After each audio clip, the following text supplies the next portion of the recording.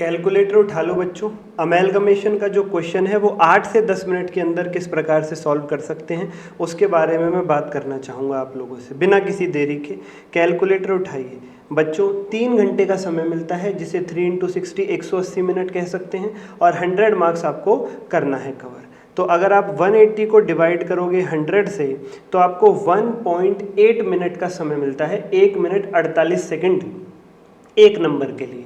और अमेलगमेशन के क्वेश्चन को अगर हम 14 मार्क्स का भी लेकर के चलें तो उसके लिए 25.2 25 मिनट 12 सेकंड आपको मिल जाएंगे प्यारे बच्चों।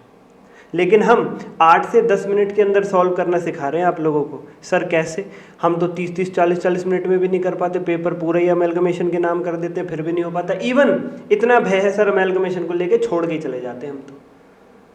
बच्चों बात करते हैं कुछ एक तरीकों के बारे में, और ना ही केवल आपको अमेलगमेशन के क्वेश्चन को सॉल्व करना सिखाएंगे। ICAI के स्टडी मेटल के अमेलगमेशन के क्वेश्चन में कोई दिक्कत भी है आपको तो ऊपर दी गई प्लेलिस्ट क्लिक कर लीजिएगा, पूरा अमेलगमेशन आपको मिलेगा हमारे यूट्यूब चैनल पे। इवन पूरा एडवांस अकाउंट्स भी मिल जाएगा आपको वहाँ पे। बढ़िया है सर। चलो तो प्यारे बच्चों, let's talk of it now. सबसे पहला स्टेप जो आपको फॉलो करना है वो जो 15 minute question paper reading time मिलेगा वहाँ से यूटिलाइज करना है आपको। 2 से 3 मिनट के अंदर अमेलगमेशन का क्वेश्चन रीड आउट कर लेना है आपको। जैसे कि ये क्वेश्चन है प्यारे बच्चों, मैं इसको रीड करता हूँ आपके सामने फटाफट से। ये बिल्कुल लेटेस्ट सितंबर 24 का अमेलगमेशन का क्वेश्चन है। समराइज बैलेंस शीट वेल और नाइस 2 कंपनियों की दे रखी है, फिगर इन 1000 है, capital, reserve, LTV, trade payable, STV और कुछ नॉन करंट एसेट और current asset, inventory, trade receivable, cash and cash equivalent दे रखे हैं और उनसे रिलेटेड नोट्स भी दे रखे हैं। इक्विटी शेयर 100 रुपये की है, प्रेफरेंस भी 2 प्रकार की है, 9% 10%, रिजर्व में बैलेंस है P&L का, और लॉन्ग टर्म बोरिंग में 2 प्रकार के डिवेंचर है, नोट 10% और लोन है बैंक से। ओके सर, अमाउंट मत देखिएगा, बस आइटम्स पढ़ लीजिएगा।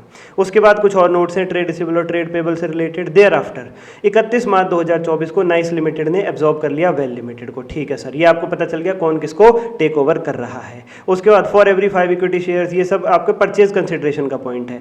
Debenture holders, preference share holders, bank loan, liquidation expenses, inventory, debtors और property plant and equipment. Sir ये तो आपने पूरा पढ़ा ही नहीं। यहाँ से हमारा अगला स्टेप निकलता है। ये जो आइटम्स अभी हैं, debentures, preference share holders, bank loan और इन्वेंट्री, डेटर्स और PPE, आपको ऊपर जा करके डॉट लगा लेना है इन आइटम्स के आगे। जो ऊपर बैलेंस शीट और नोट्स दे रखा था उसके आगे डॉट लगा लेना। सो 2 से 3 मिनट जो आपको क्वेश्चन पेपर रीडिंग टाइम में मिलेंगे उसमें इतना ही करना है कि जल्दी जल्दी रीड करो, समझने की कोशिश मत करो, जल्दी जल्दी रीड करो और बस जो एडजस्टमेंट्स दे रखी है उनकी डॉट लगा लो ऊपर जाके उन आइटम्स के सामने। सर डॉट लगाने से क्या होगा? जब आप क्वेश्चन सॉल्व कर रहे होगे तो आपको पता होगा ऊपर से पढ़ते टाइम कि अच्छा इस आइटम के आगे डॉट लगी हुई मतलब इस पे नीचे एडजस्टमेंट है, फटाफट इसकी एडजस्टमेंट भी पढ़ते हैं तुरंत जाकर के, लिंकिंग हो जाएगी। बच्चा क्या करता है, ऊपर के आइटम बैलेंस शीट देख के ट्रीटमेंट कराता है, फिर नीचे आके कहता है इसमें तो एडजस्टमेंट थी, भूल गया, सारा क्वेश्चन खत्म, दोबारा शुरू कर ले, गया आधा घंटा। ये छोटी सी ट्रिक जितने भी आइटम से रिलेटेड एडजस्टमेंट है डॉट लगा दो उनके सामने। आपका माइंड क्लियर हो गया कि इस आइटम को करते वक्त इसमें एडजस्टमेंट है, उसका भी मुझे ध्यान रखना होगा। Simple as that. ये आपका 2 से 3 मिनट का 15 मिनट वाले जो क्वेश्चन पेपर रीडिंग टाइम है वहां से निकालना होगा। तो ये तो हमारा सेव हो गया। हमारे पास 8 से 10 मिनट अलग है। अब जो 3 घंटे में मिलेंगे वो उसमें से 8 से 10 मिनट अलग है अमेलगमेशन करने के लिए। उसमें आपको सबसे पहला स्टेप पहचानना है मर्जर है या परचेज वाला अमेलगमेशन है। और वो कैसे पहचान सकते हैं मैं डिस्क्रिप्शन के अंदर भी लिख दूंगा और कमेंट करके पिन भी कर दूंगा। आप वहां से जरूर रीड कीजिएगा कि अमेलगमेशन मर्जर वाली है या परचेज वाली है, ये कैसे पहचानते हैं। ठीक है सर। उसके बाद आपका सबसे पहला स्टेप जो होगा, जो मेन टाइम है हमारा 3 घंटे वाला, उसमें जो 8 से 10 मिनट में अमेलगमेशन करना है, उसमें सबसे पहला हमारा स्टेप होगा परचेज कंसिडरेशन कैलकुलेट करना।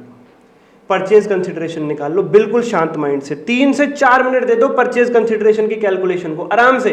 चाहे इंट्रिंसिक वैल्यू मेथड लगाना हो, चाहे आपका नेट एसेट मेथड लगाना हो, आप 3 से 4 मिनट दो, 5 मिनट दे दो यार, कोई आफत नहीं। क्योंकि परचेज कंसिडरेशन आ गई, आपका 50% क्वेश्चन सॉल्व हो गया, आपका माइंडसेट क्लियर हो गया बिल्कुल। परचेज कंसिडरेशन पे सबसे पहले टूट के पढ़ना है। किसको पेमेंट कर रहे हैं, इक्विटी को, प्रेफरेंस को, कितनी कितनी पेमेंट कर रहे हैं, इक्विटी शेयर्स दे रहे हैं, कैश दे रहे हैं, फ्रैक्शन के लिए कैश आएगा तो कितना आएगा, और इंट्रिंसिक वैल्यू से डिवाइड मल्टीप्लाई, फटाफट कर लीजिए। मैं फिर भी 5 मिनट बहुत दे रहा हूँ आपको, 3 से 4 मिनट में हो जाएगा। नेट एसेट मेथड में भी एसेट माइनस लायबिलिटी लगाना और कुछ नहीं करना। बस यही है कि हाबड़ ताबड़ इतनी होती है अमेलगमेशन का क्वेश्चन सॉल्व करते हुए, भूत इतना बना हुआ है अमेलगमेशन का बच्चे के दिमाग में कि उसको लगता है हम नहीं कर सकते। उसके एक हथियार को तोड़ो तुम, परचेज कंसिडरेशन, अमेलगमेशन घुटने टेकेगा भाई तुम्हारे सामने। और उसके बाद प्यारे बच्चों जनरल एंट्रीज, फिर तो बाएं हाथ का खेल रह जाएंगे ना जनरल एंट्रीज। एडजस्टमेंट पे आपने टिक कर लिया, जनरल एंट्रीज के वक्त याद रखना क्या एडजस्टमेंट है, परचेज कंसिडरेशन पहले ही कैलकुलेट करके बैठे हो।